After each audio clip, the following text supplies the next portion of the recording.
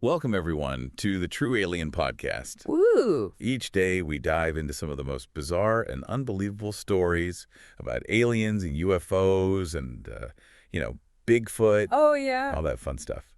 I'm Adrian Smith. I'm Julia Jones, the True Alien Podcast's paranormal probe expert. And Adrian, I have a feeling tonight's story is going to be a real humdinger. Oh, I think you're right about that. Buckle up, listeners. So tonight, for our paranormal probe, we're going deep into the Appalachian Mountains. Ooh, spooky. This is a true story about a single mom, Sarah Miller, and her two kids, Ethan, who's 12, and Lily, who's just 8 years old. Oh. Their quiet little life gets totally flipped on its head when some seriously strange stuff starts happening around their cabin. You're telling me. We're going to try and figure out what really went down in those mountains. Let's do it. So picture this, a remote cabin in the Appalachians. Okay, I'm picturing it. The kind of place where silence is like almost deafening. That was the Millers' world. But one night, that silence was broken in a big way. Uh-oh. What happened? Well, it all started with a power outage, which, isn't that unusual when you live way out in the boonies. Right. But then the cabin started to shake. Shake, like an earthquake. Not exactly. Yeah. Sarah described it as more of a rhythmic vibration, like a pulse, strong enough to rattle the whole cabin. That's interesting. Earthquakes usually aren't so rhythmic. Yeah.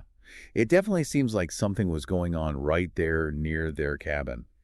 And as if that wasn't enough, suddenly this blinding flash of light filled their windows. Whoa. And then a huge thud that shook the entire house. Imagine you're Sarah, trying to keep her kids calm in the middle of all this. I can only imagine how terrifying that must have been for them. Absolutely. But Ethan, being the adventurous one, he decides to open the door and see what's going on. I guess someone had to do it. So what was out there? A fallen tree? Nope. It was something. Well, something they'd never seen before. I'm on the edge of my seat? It was humanoid, but definitely not human. Ooh, like an alien. Yeah, that's what it sounds like. According to Sarah, its skin had this weird shimmer to it, almost iridescent. And its eyes were huge and glowing. Iridescent skin and glowing eyes. Okay, this is getting interesting. Those are classic descriptions in alien encounter stories. I know. But just thinking out loud here, I wonder what that could actually mean, biologically speaking. Yeah. What would make skin shimmer like that? Right, like maybe camouflage in a light spectrum we can't even see. That's a cool thought. And those big eyes, maybe they're adapted to a dim planet or something. It really makes you think about all the different possibilities for life out there, you know? Totally. But the crazy part is, Sarah's first instinct wasn't to freak out or run away.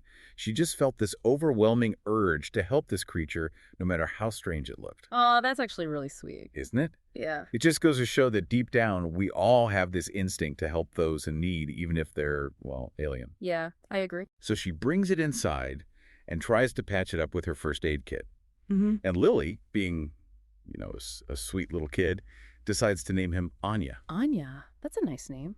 Yeah, and just like that, this super bizarre situation starts to feel a little bit less strange, a little bit more human, I see what you mean, yeah. It's like by giving it a name, she's bringing it into their world, making it part of their family. Exactly. And even though Anya was hurt pretty badly, he could still communicate. Not by speaking, though, but by sending pictures and thoughts directly into their minds. Whoa, telepathy.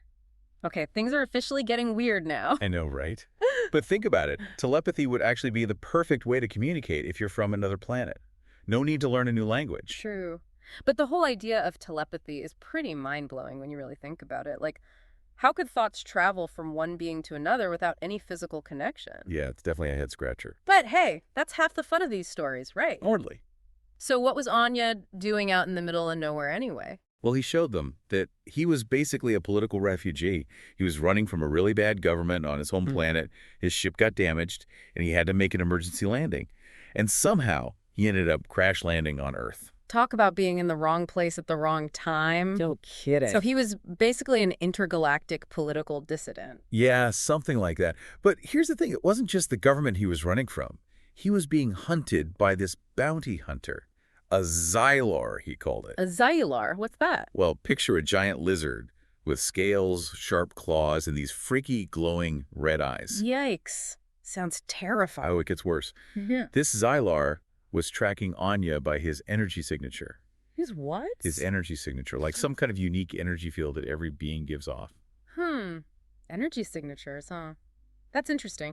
It makes sense in a way. I mean, everything in our world gives off some kind of energy, right? Right. But to be able to track someone across space with it, that's some serious tech. I know. It's pretty wild stuff. So what did the Millers do? I mean, with this creepy alien bounty hunter on his trail, they couldn't just hide him forever, could they? No, they couldn't. And they knew it was dangerous. Mm. But they couldn't bring themselves to hand him over to that Yeah. that thing. Wow. I mean, that's a huge decision, especially with two young kids to protect. You're telling me. But they decided they had to do something. So Ethan, the tech whiz, used his skills to help Anya fix his communicator so he could call for help. Wait, how did a 12-year-old kid know how to fix alien technology? Right. That's amazing. Maybe he's a secret genius or something. Huh. Maybe. And while Ethan was working on that, Lily, being the sweet kid that she is, started learning all about Anya's planet and culture. Just imagine those two, sharing stories and experiences from completely different worlds.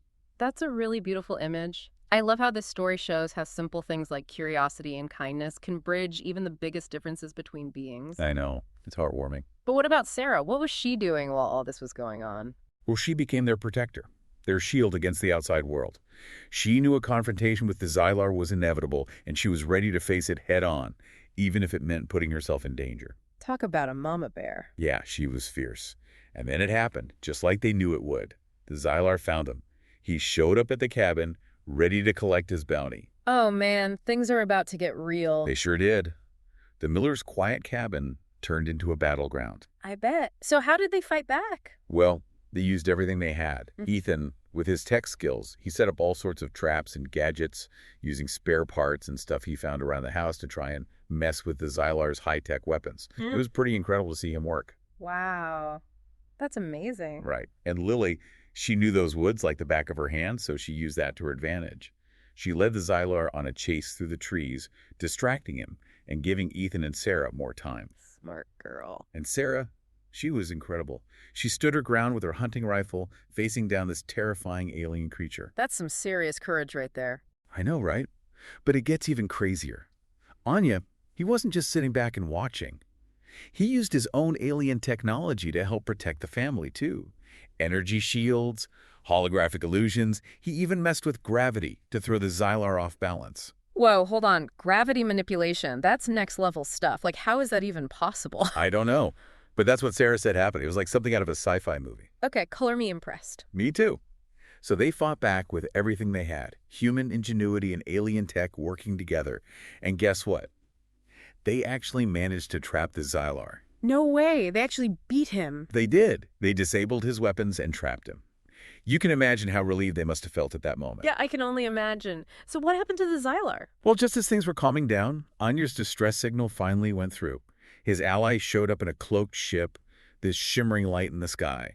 He said goodbye to the Millers, promising he'd never forget what they did for him, and then he was gone. A shimmering light, huh? Classic UFO sighting right there. Yeah, pretty much. So Anya was rescued, and the Millers were safe at last. What an incredible story. It's amazing, isn't it? I know. It just shows how even in the most unexpected places, the most incredible things can happen. You said it. But there's so much more to unpack here. What do you make of all this, Adrian? Well, it's clear that the Millers' encounter checks a lot of the classic alien encounter boxes. Strange lights, weird sounds, telepathic communication, advanced tech. It's all there. You're right. And the whole idea of a political refugee and a bounty hunter, it's like a space-age version of a story we might hear here on Earth, right? Exactly. It makes you wonder if those same kinds of conflicts and power struggles play out on other planets, too. Absolutely. And don't forget about how resourceful the Millers were. I mean, they faced down a high-tech alien bounty hunter with homemade traps and their knowledge of the woods. I know, it's incredible. It really shows that sometimes the simplest solutions are the most effective. Totally. And it just goes to show that you never know what you're capable of until you're put to the test. But there's still so many questions, like how does telepathy work? What exactly is an energy signature, and how can you track it across space? Right. Those are the mysteries that keep us coming back for more, aren't they? They sure are. Well, that's all the time we have for tonight's Paranormal Probe. Aw. What an unbelievable story. I know, right? It's stories like these that make you realize just how vast and mysterious the universe really is. And who knows what other secrets are out there just waiting to be discovered. Exactly. So keep your eyes on the skies, folks, and never stop questioning. And don't forget to join us tomorrow for another deep dive into the strange and wonderful world of the True Alien podcast. Thanks for listening, everyone.